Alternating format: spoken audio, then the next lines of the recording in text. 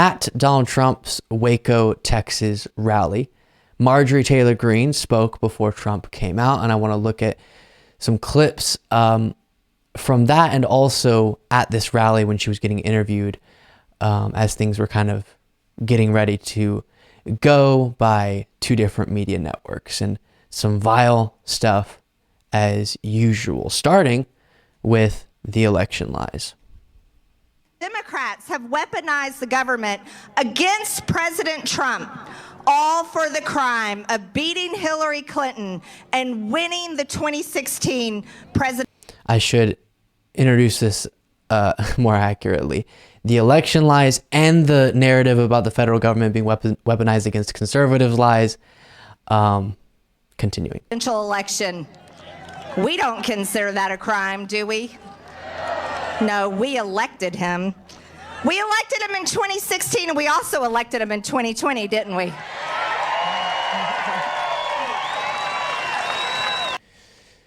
What's interesting about that, from the standpoint of truth, is that it's not true.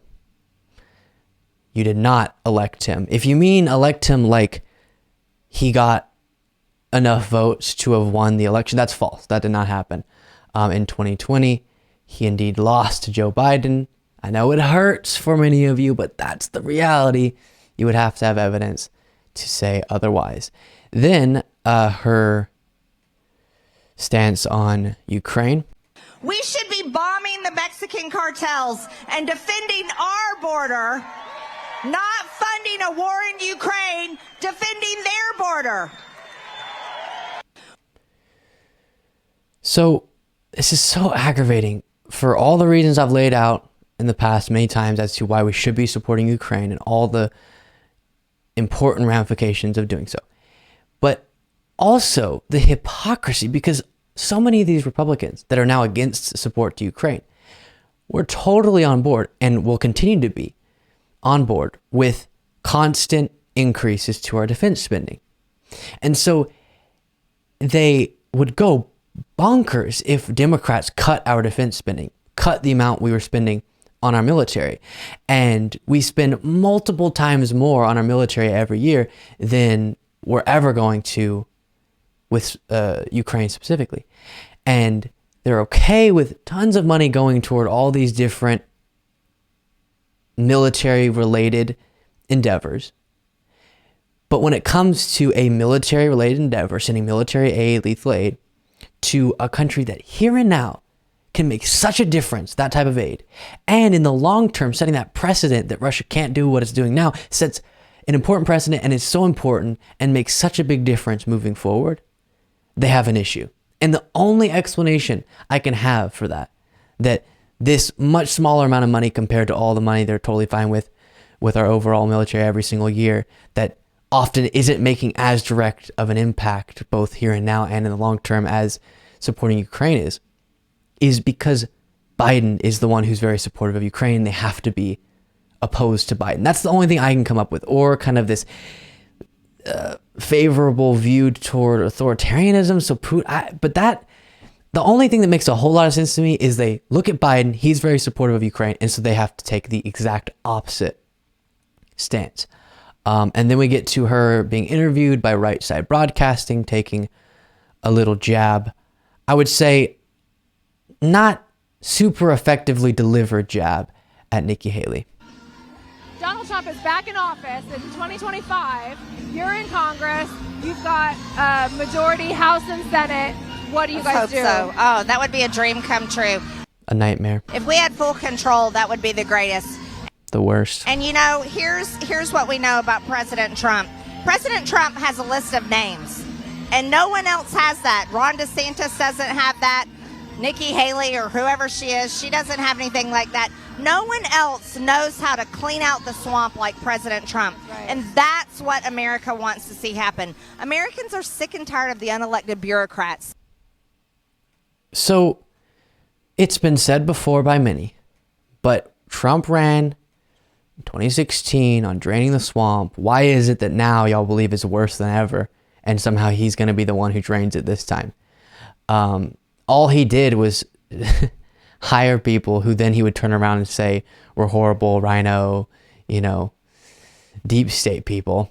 Maybe he didn't use deep state for them, but the rhinos and the establishment who he chose to hire in his administration, and then they would speak out against him and he would say they were horrible all along. So I don't know how he's going to drain the swamp this time, but her jab against Nikki Haley, I'm no fan of Nikki Haley, as you know.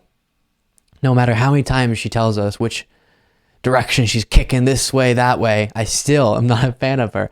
But if you're going to do the or whoever she is line, you can't say the name correctly and then go who or whatever it is, because Marjorie Greene said Nikki Haley or whoever she is. Nikki Haley, you said it, you got it, you're good. And then one more moment from another interview at this rally from Real America's Voice. Take a look.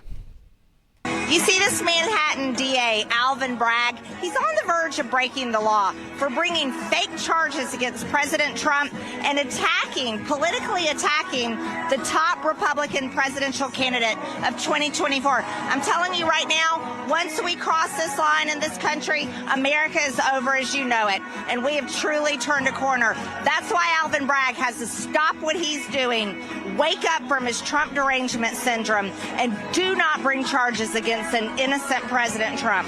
Yeah, while I'm having such a hard time hearing what she's saying because I'm listening to the song in the background. I want it that way. But the line that is constantly being said, once we cross this line in this country, she says, America is over as you know it. And then we keep crossing that line and everything, we still have America. Trump and Kari Lake and Marjorie Greene will constantly say this thing, if this happens.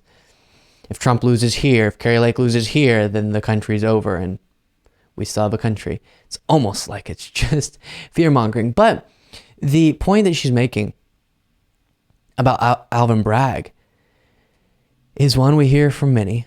Oh, this is all political persecution. He doesn't even have any evidence. These are bogus charges. Maybe he's committing a crime by bringing the charges against Trump. How could you possibly know?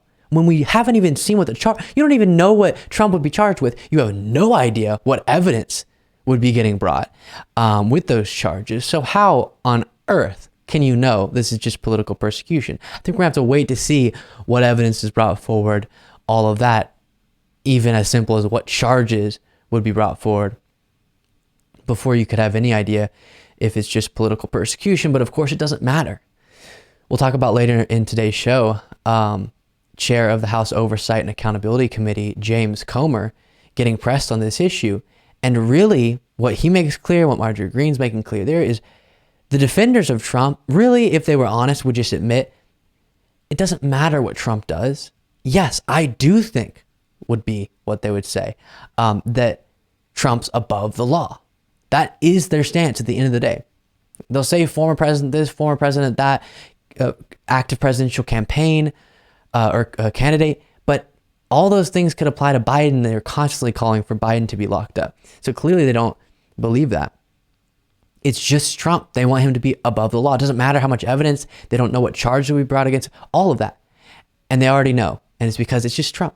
He could do anything and they would be perfectly fine with it and would call it political persecution. Thank you so much for watching. If you want to be a part of what makes this show possible, plus get access to the full video version of the show hours before all the clips are uploaded to YouTube, plus get the extra bonus show on the weekends, you can do so by going to lukebeasleyshow.com/membership. That's lukebeasleyshow.com/membership. Link in the description.